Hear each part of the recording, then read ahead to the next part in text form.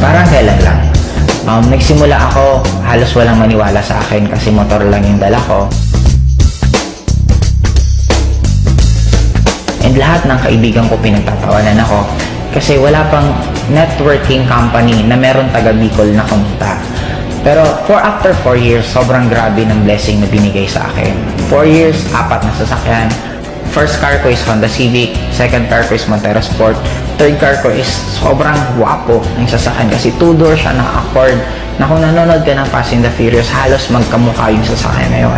Pang fourth car ko, normally halos ito yung nagiging ultimate goal eh. Fourth car ko is Hummer. Na ang kagandahan dito, may maliban lang kasi since ang taas ng gas consumption ng Hummer, binigyan pa ako ng Inglobal ng bonus na profit sharing na worth 600,000. 350,000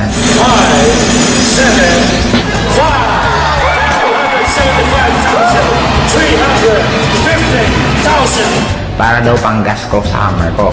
And ang pinaka naging blessing sa akin this year, kasi binigay pa sa akin ng AIM, yung isa sa pinakapangarap ko, yung makakita mismo ako at makahawak ng snow. Nakapunta kami for 12 days sa United States, all expense paid, may piso, wala akong ginastos. Ang ginawa lang namin doon, walang iba kundi kumain, mag-shopping, mamasyal, sobrang sarap ng buhay. And ang nagiging blessing sa akin ngayon, hindi lang ako yung kumikita. Kasi within this year alone, 10 sa taga Bicol ang nagkaroon ng first car nila. And I already created more than 30 millionaires under me.